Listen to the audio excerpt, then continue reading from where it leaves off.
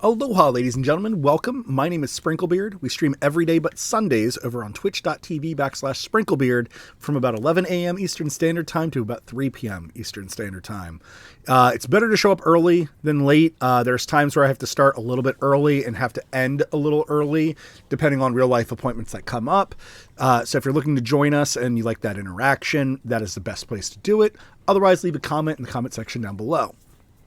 Today's tutorial, if you do not know how to read titles, is the Dragon Lair. How are we going to defeat the Dragon Lair?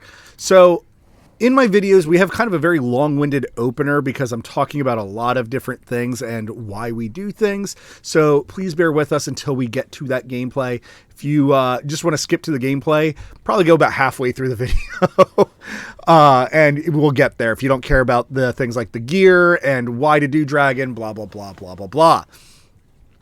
So dragon, for a lot of players, they kind of consider the easiest of the dungeons and kind of second to Minotaur, but Minotaur doesn't drop gear. But Dragon is wildly consistent with what he does and when he does it, making him one of the easier dungeons. And if he's not necessarily the easiest of the dungeons for any player, he just drops a lot of the most consistent gear that you want or that you will want on champions, or that will have really big impacts on a champion. Not to say that things like Ice Golem and Fire Knight don't have equally interesting gear.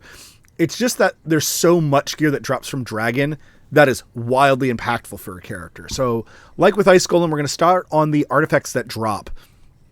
So first we have the Accuracy set, which is a 2-piece set, which increases your accuracy. Again, for brand new players, Accuracy is your character's ability to land your debuff onto your opponent, whereas Resistance is your ability to resist debuffs from your opponent. The general rule of thumb is, depending on whatever stage you're fighting, you want that accuracy times 10 to fight. So if we were looking at stage 4, you would want 40 accuracy for you to reliably land your debuffs on said dragon. And then obviously as you go down further, when you're down to like Dragon 20, you're going to roughly want 200 accuracy for Dragon 20. Next is the speed set. Increases speed by 12%. This is your character's base speed, not their overall speed, from what I understand. However, it is considered one of the most powerful, if not the most powerful set in the game. We kind of say that with like a little asterisk next to it, because speed right now is king. The faster your team is, especially in things like arena, the more turns you get, or the faster your turns are, the more likely you are to win pretty much any content. It does not mean, though, that you can forego all other stats. However, like in the arena, having a few characters that are just massively speedy, like 250 speed to 300, is an ultimate goal for certain players. My current fastest character is like 240. Lifesteal. Everybody knows the set because you start off with a set of the Lifesteal set after playing for your first week, but heals by 30% of the damage dealt. This, again, is just one of those super amazing sets. It's even good on like defensive champions. You can build them to self-sustain, or you can build them for damage with crit rate gauntlets, and this Lifesteal set will cause them to absorb tons of life right back based upon the damage that they deal.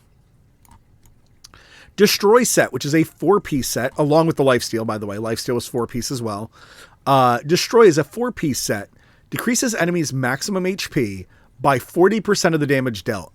Now, by 40% is actually a very, very large number.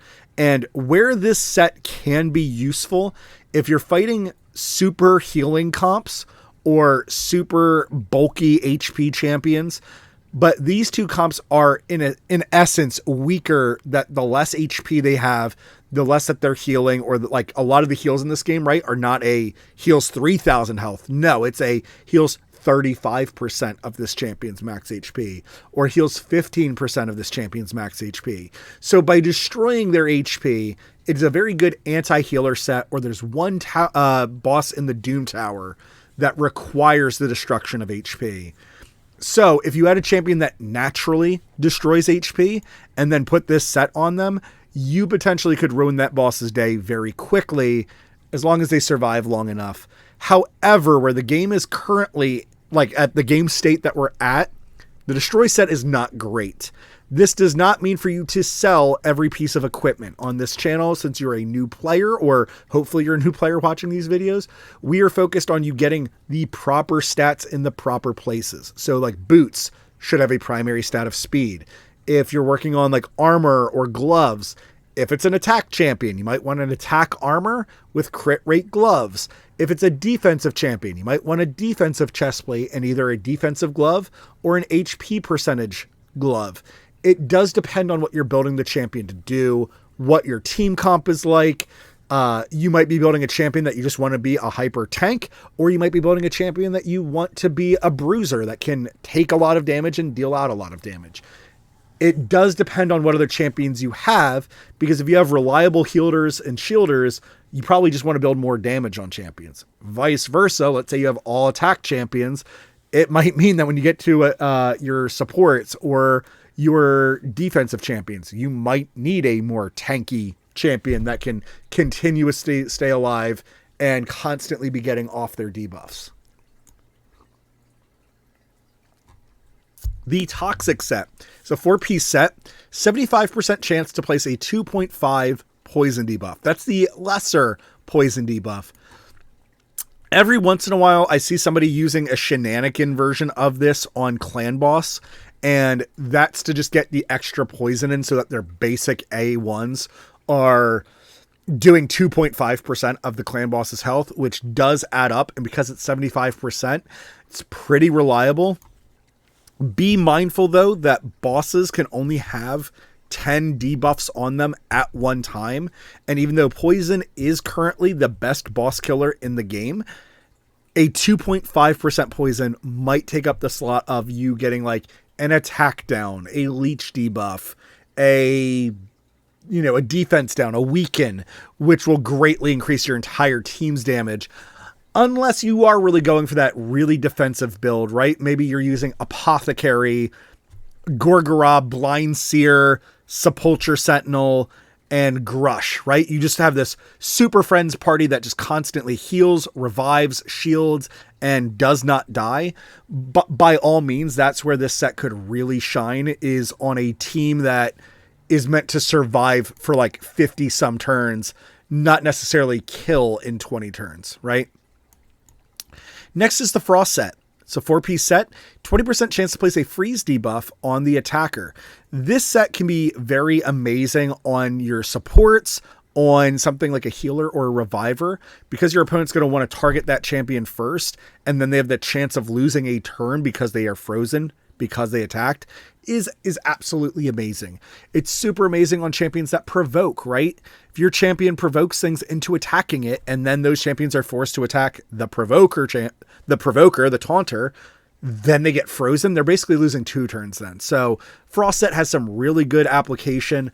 I notice it the most in Arena. Obviously, I don't get to see a lot of players like... I unfortunately don't watch a lot of raid content, so I don't see a lot of players being like, oh, I have it on this champion and they're so broken with it, like fighting through Dragon. That could be, right? As whatever you need to do to control the waves, right? But for general purposes, right? You're like, well, what champion would want to be attacked? This is not best on your attacking champs. I have absolutely been hit by it from attacking champ. I fought like against Kales lately that are in a Frost set, and it's hilarious because you just don't expect it. It's a nice little twist in the game. There's better options for Kale. The Daze set. 4-piece set has a 25% chance to place a sleep debuff. Now, even though a sleep is considered a hard CC in the game, it is like a soft CC since by attacking again, it can be easily broken. Currently, no bosses can be put to sleep either. So out of all the sets, this is by far one of the weakest. Yes, bosses can't be frozen either, but the Frost set works against like waves or minions so reliably. The Daze set does have some small potential if you were to put it on like an AoE attacker, such as like, let's say Bellower or Sylar. There's a much better set to use rather than Daze, and it's more like, it's just as reliable, and it's a stun, which is 10 times better than sleep. I don't foresee anybody ever using the days set. I haven't seen any comps forcing your opponents to sleep. Now that there's Cornelia, there is a chance that the set could be better. I'm still waiting to see it, right? I would not invest too much into it. Understand, though, if you get a piece of the days set and has amazing stats and substats on it, you absolutely want to keep it, right? Don't just sell everything from the days set. You might need eventually that one piece of gear that needs to have, like, let's say it's crit rate gauntlets with speed, accuracy, and crit damage. That's pretty much good on any champion that you're building for damage ever. You don't want to sell those gauntlets just because they're from the days set. Lastly, we have the second to last is the Avenging Set, which is a 4-piece set. 45% chance to counterattack, but only when hit with a critical hit. This set, I think, is really great on Void champions because they don't have the opportunity for weak hits and whatnot. It's obviously fine on affinity champions, right? Because if you're a magic champion and you're playing into a bunch of force champions, yes, they're more inclined to critically hit you and you could get the set to go off. But with Void champions, they're at least striking back for that neutral damage. If you're a magic champion and a force champion attacks you, you have a greater chance to be critically hit and you have a bigger chance to get a weak hit off on your opponent. Like, it's just too many negatives there. The Avenging Set would be great, just like the Retaliation set, on champions who have a really good A1 or a shenanigan class. So like Rurik Wormhide, who instead of attacking with his A1 on counterattacks, actually uses his A3 instead. But champions that, naturally have like a defense down, a speed down, a stun on their A1 will take huge advantage over counterattacking. Maybe champions like Padma, who's a demon where if her A1 critically strikes, she puts an attack down on the entire enemy team. Champions like that can take massive, massive advantage over the counterattack. Finally, the last set is the Stalwart, minus 30% damage taken from AoE enemy attacks. This is obviously great on any champion that you need for longer survival. Because it's a 4-piece set, it's just hard to kind of pull off. And a lot of the times players end up opting more for the defense set or some of the ones in the Forge for defensive utility because they can... It's almost easier to obtain, or a lot of them are 2-piece sets. So it's easier to get those 2 pieces rather than a 4-piece set, which then you run the fear of, well, anytime you need to replace gear, you don't want to lock yourself into like, oh, well, now I have to break this set and lose a 30% damage reduction. There's times, though, it's very useful. Or if you have a character that you only take in as a boss killer, right? Because all bosses in this game have an AoE attack currently. This is an easy way. Thank you, Gomi. That's a lot of kisses. That's an easy way to just get a 30% damage reduction. So, why do we want to fight Dragon, or like when would be the appropriate time to fight Dragon? For most parts, 1 to 2 star gear is awful, right? It's pretty much just an immediate sell. I could see, yes, maybe if you're like playing and you're playing super hard on day 1, you might come in here and try to farm for like 2 and 3 star gear. I wouldn't recommend it. You're probably going to get better results just from playing the campaign or leveling up champions. You'll probably get much better base stats that way. The good thing about these dungeons, though, is they only drop blue rarity and above. So they drop blue, purple, and legendary gear, which means that you have much bigger potential for extra stats in the substat area, well over the gray and green gear that you're going to consistently get from the campaign. So there's your big reason why you want to come into Dragon and try for like a random piece from a random set rather than farming it in the campaign. Obviously the campaign will be more consistent, but it's gray gear. This is where a lot of players get some of their best gear with like the accuracy, speed, life set, lifesteal, frost, even Avenging and Stalwart would be great. I personally, and I said this in the Ice Golem, I would try to not farm this until you can consistently get around stage 9. And stage 9 is when you're getting like 3 to 5 star gear. Ideally, you would want to get to stage 10, but because it's force, that depends on your account and what champions you have available. The big thing is that 3 to 5 star gear, as you get 4-star and 5-star gear, that is when you'll be able to reliably get your characters like crit rates up to 100% or their defense values up to like a crazy, plus 100%, depending on what you're aiming at. Your supports, you'll be able to really focus on speed substats and making them really, really fast. I would say that as you have access to 3-star gear, you should start phasing out your 1-star gear. As you have access to 4-star gear, start phasing out all 2-star gear. There's no reason to play with 2-star gear when you have access to 4-star. Then as you get up to, 3 to 5-star gear, slowly get rid of your 3-star gear, right? Obviously the substats, this is where substats will matter a lot. And you might get stuck in a rut where, oh my gosh, I've been farming Dragon for 3 days. But yeah, you're just not getting the right substats or the right main stat with the correct substats. And that will greatly change how you address what gear to remove, what gear to keep. And when you first start off the game, it's very easy to focus on set bonuses. As a newer player, when you start doing these dragons, just get the right gear in the right places first. After this series of dungeons, I am going to be doing a video talking about how to equip an attack champion, an HP champion, a defensive champion, and a support champion. I'm going to just pick kind of 4 rares and we'll gear them up with some of the gear that I have.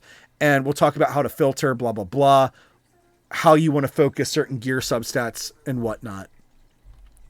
For this video, we are going to be focusing on Dragon 25. And the reason we're focusing on Dragon 25, I want to show you the hardest dragon and the hardest waves. And we've been doing this through the entire video series. Ironically enough, we actually failed our Ice Golem series, and I had to do a revenge match with him. So if you're interested in those videos, please click on those as well. But the reason that we're showing the hardest one, we want to show at the most difficult what for you to expect. As we get through the waves and whatnot, we will talk about certain strategies that are better once we reach the final boss. Typically, though, a little disclaimer here. The reason you would want to farm Dragon 25 or any dungeon on its most difficult for gear specifically, not potions and whatnot, they have their own rules, but for gear, you do have your best chance of getting 6-star and legendary gear from Dragon 25. However, the percent chance I think is like 1.4%, right? It's enough that it matters, but it's also not enough that a lot of players feel like that 2 energy cost is not worth it. So most players say for the best gear, they farm Dragon 24. And then your ultimate goal as a brand new player is getting to Dragon 20. Dragon 20 is where you first get only 5-star and 6-star gear, right? Where you can get really big boosts onto your account pretty substantially. I would say aiming for 5-star gear is an amazing immediate goal. So, if we scroll back here, as few as Dragon 12, you can actually be getting 5-star gear. And a lot of my champions are still wearing 5-star gear right now as I'm doing these videos. And it's just because I'm consistently getting 5-star gear. That's really amazing gear that fills the puzzle pieces that I need of meeting my speed or my accuracy stats or having that defensive or crit rate percentages that I need. There's nothing wrong with that. So 5-star gear is an amazing place as a good starting point to be like, okay, if I get my champions in 4-star and 5-star gear, I can then focus on whatever I feel like focusing on. So if you feel like focusing on getting deeper into the Void Keep, 4 and 5-star gear will be plenty to get your characters through. Then it'll be a matter of their ranks, their masteries, other details, right? So let's go into Dragon 25 here. We were fighting Dragon 20 with this team, so that's what's going on here. So what we're going to do is we are going to bring our Farrakhan the Fat, we're going to bring our Gensen, and we're going to bring our Mashalad whenever I fight him. In this team, I only have one character that takes advantage of this, but for the do I need a healer? Sorry, we failed Ice Golem because I didn't have the proper healer. I think I might want to ditch Skull Crown for a healer just to be safe. Yeah, I think I'm going to do that. We'll bring in our lovely Grush. Grush is like one of my favorite healers in the game, even though he's a defensive champion. Because he's force, I am loading up on the proper affinity. Whereas you as a newer player, the more affinity bonus that you have against a boss, they will do significantly less damage to your team, meaning your healers will have an easier time keeping people up. If you can take advantage of that affinity, please do. One of the simplest ways to take advantage of an affinity, and as a brand new player, the best place that I encourage you to start off as, having an AoE attack or an AoE defensive down of that affinity will make a dungeon significantly easier for you. This, again, depends player to player, champion to champion, depends on what they get. You are not going to have access to these legendaries right away. You will get your own set of legendaries that I will be jealous of. Everybody's jealous of everybody else's account. It's a lot of fun. The big thing here to focus on, though, is in my case, I have my defensive core of Blind Seer, who's going to put on huge shields and a block debuff. That's because I don't want to be poisoned or weakened by the boss and his giant AoE attacks. And then I have Grush that will help keep the party very, very healthy. I don't necessarily need Grush. I'm most worried about Blind Seer dying. So the big reason I'm bringing Grush is to make sure that my Blind Seer constantly has health because of the run-in that I just had with Ice Golem and failing that video earlier today. So here we finally get into combat. I have it on auto, which I did not mean to do. When it comes to the waves, you guys get to pick whoever you want to toss out, who you think is the most threatening. I tend to go for the healers more often than not. There are certain circumstances, though, when it comes to the Spirit Keep. There are Lorias in the wave, which have an anti-revive. And I very heavily depend on my revive champions to see me through certain content. So with that being said, determine what you are most fearful of and focus down those champions in the waves. In this case, I have a very healthy amount of champion options and plenty of AoE attacks that help me nuke down the whole wave. Gensen is actually kind of like a Gatling gun of damage against single targets. He has an AoE that fills his turn meter, and then his A1 and A3 are single target, and they just do an enormous amount of damage consistently. So what's nice about my champions at the moment is I have no real fear of struggling to kill certain champions off. As you get further and further into dungeons, if you're doing manual, like I am doing currently, a good strategy for you to get used to is that when you get down to the final one, maybe final two enemies, you will possibly start doing things like I am, where I'm just using their A1s as defaults to slowly whittle down the champions. This is to allow all my other skills to come off of cooldown for the next wave. So as I go into the next wave, I have my big nukes, I have my defensive shields available. This, again, depends on what you can manage or whatever you're fighting. When you're doing these dungeons, you want at least a 90% clear rate. I would aim for a 95. Again, it just depends on what gear you need, what dragon you're fighting, what your team looks like. There's so many factors. Go for consistency, though. The more consistent that you can earn gear, the easier time you'll have upgrading champions or having, as you get new champions, being able to fully gear them up right away and making some really big, impactful changes on your account.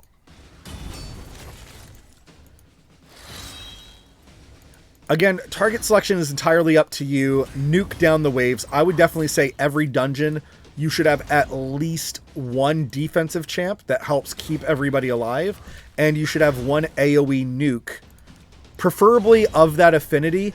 Obviously, if you have like a Void Nuker, that's fine, because Void Nukers can be used into any content, but definitely have one champion that helps keep your party alive and another champion that nukes everything, and you should have a very easy time.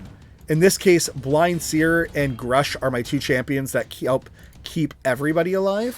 And then Mashalad and Gensen are kind of my AoE nukers. Farrakhan the Fat, he causes a team attack, and he's really good at single target killing. So he's just a champion that I have fallen in love with.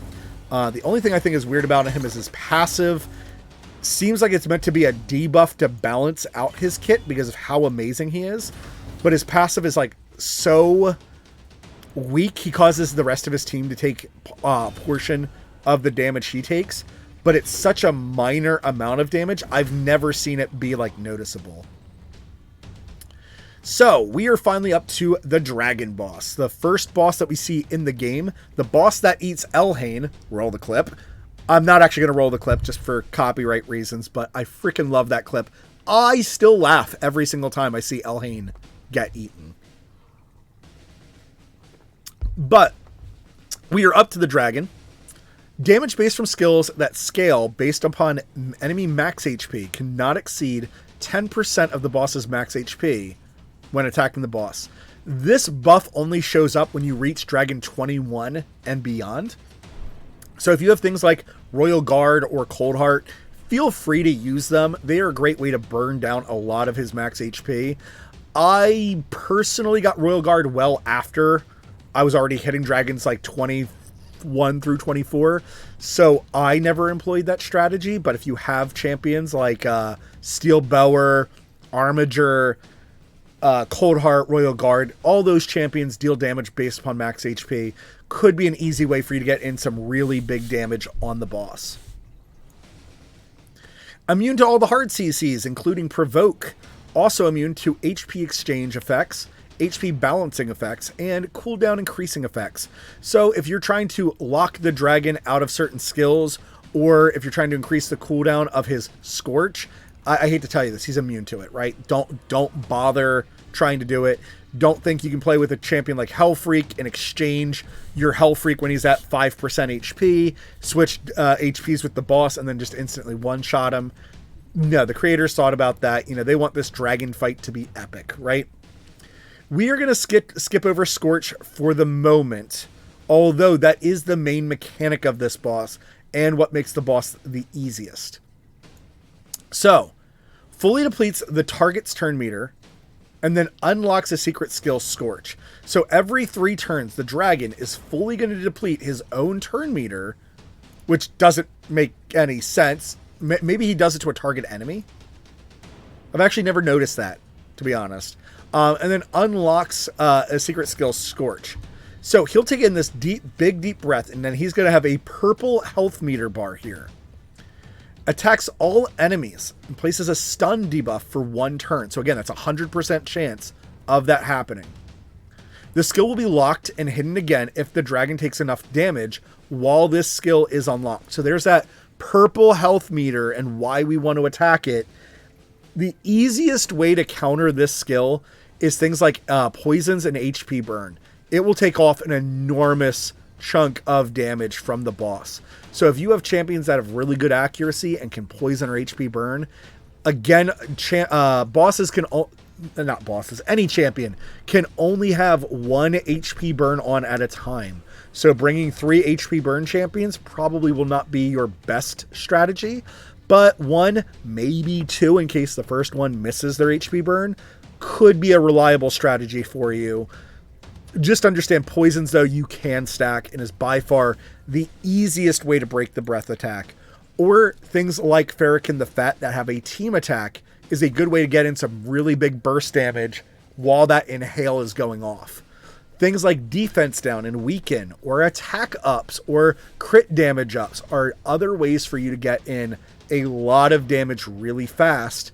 All of these things are good on any boss, but specifically, since you can counter his big breath attack Scorch that also stuns, you definitely don't want to tank that if you can manage.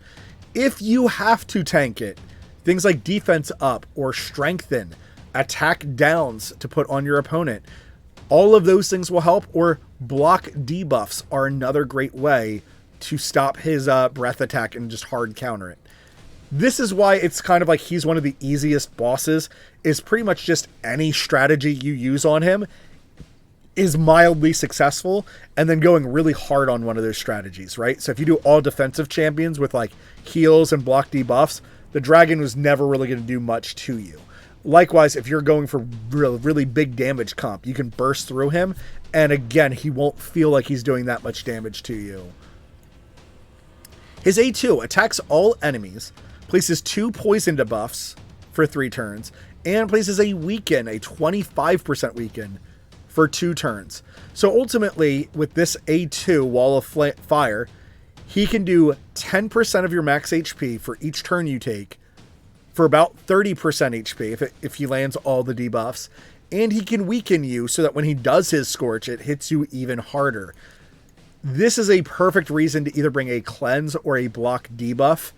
And when we were talking about getting through the waves, having one defensive champion that does this, you know, you might not need a cleanse for the other waves, but if you don't have a problem getting through the waves, bringing a cleanse for this boss or a block debuffs is incredibly smart.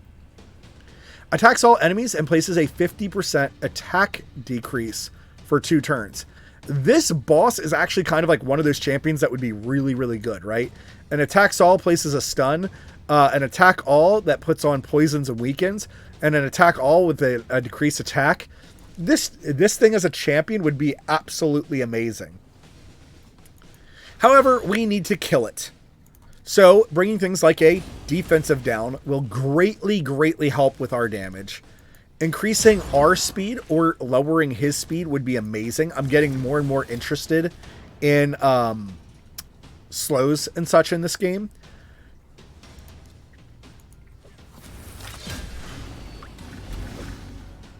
Especially when it comes to bosses, a lot of bosses are not immune to it. Bringing things like attack downs or crit downs. Now, Grush somehow missed it, but that's all right. It happens. Also helps you just take significantly less damage from this boss. I don't see... Do they not ever list it?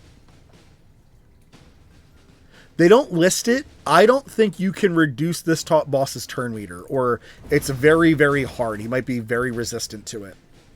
So there's his inhale, and here is his purple bar for Scorch. Now, paying very close attention to his turn meter, that is when we would want to get off our shield and block debuffs. I am going to cast it a turn early just to make sure it's on. Here, I'm going to apply things like HP burn and poison, because before he lets the breath out, he does take the damage. Like, so he starts his turn, takes his damage, and then he does the breath attack. So it's a very easy way for us to get through the attack. As you can see here with my defensive down, I am doing enough damage. Ideally, I would really want a weaken. I did not bring a weaken. I have plenty of weakens I could have brought. But there, before he even got his turn, so my poisons and my HP burn haven't even ticked, we were able to destroy that purple breath. So instead, he's now just going to use his wall of fire. And unfortunately, all my characters have used up their shields and whatnot. So we're going to take the weakens, the poisons. As you can see, it did plenty of damage to the champions that received it.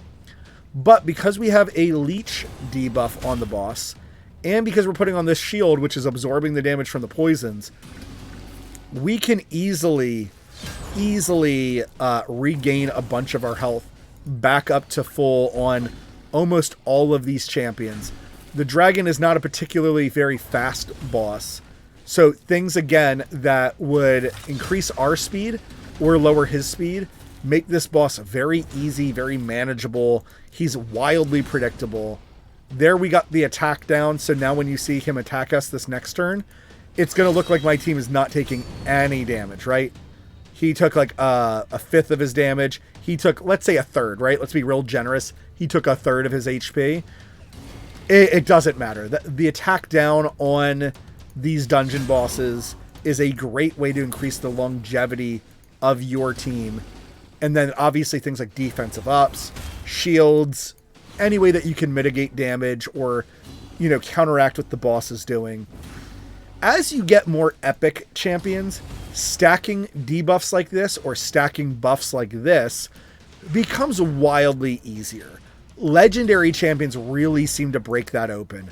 There's a lot of legendaries where instead of them just doing one thing, they end up doing like 5 things. Like, 2 or 3 buffs on your team and then 2 debuffs on your opponent. It does just depend on what champions you have access to. There are plenty of rare champions that you can use that will put in just as much effort as a legendary champion. The only reason I am not using them is, yes, I'm at a point past where I need to use rare champions. Just a lot of the epics I have are just greatly outclassing all the rares I have. Even some of the best rares that I have are just heavily, heavily outclassed by the epic champions I have.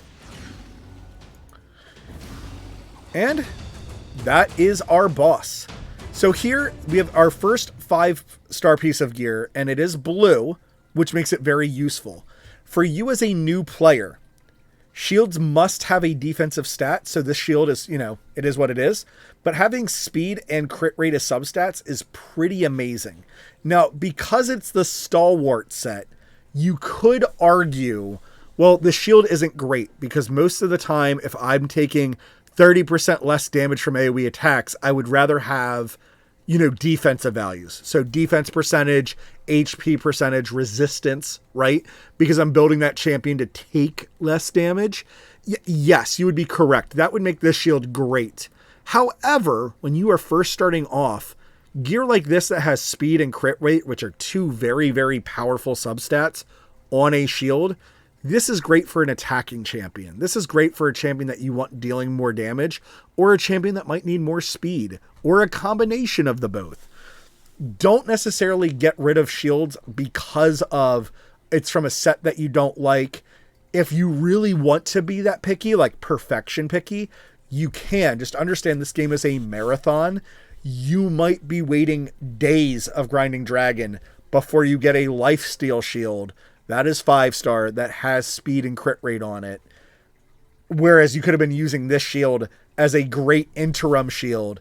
And the point is getting your champions to those thresholds of the proper speed, the proper accuracy, proper crit rate, so that you can then more reliably farm to get those exact sets as an endgame thing. Overall, on my account, I am no longer keeping 5-star blue gear. I am past that point. If this was 6-star, I would actually keep it because I am trying to transition a lot of my champions into 6-star gear. I'm just finding so much better purple and legendary gear right now that I cannot keep that shield. So guys, that was Dragon. I hope that this gives you a good insight into what to expect. If you find yourself struggling on Dragon, Poison. Poison is one of the most amazing boss killers in this game. I know that there's a lot of video games that it seems like Poison does nothing. In this game, Poison is wildly, wildly good, especially on bosses. And I love this game for that reason, that this game does heavily allow Poison, and it's kind of a very standard meta as a boss killer. Right now, a lot of clan bosses heavily focus on Poison as the main source of damage. And when it comes to the dungeons, every dungeon boss is also very weak to Poison, especially if they're things like Dragon and they're guaranteed to get a turn. When you get to the next 2 bosses, you're going to see that Poison doesn't always have its place or might be useless in certain cases. I'm really excited to talk about the next 2 dungeons. So thank you very much for watching. If you have any questions, leave them down in the comment section below. If you liked this video and found it helpful, click that like, click that subscribe button. Both of those things help me out terrifically. If you would like to support us over on Twitch, consider following, or if you want to financially support us, things like subbing on Twitch is a great help. And of course, that's all I really got for today. Until that next time, ta-ta.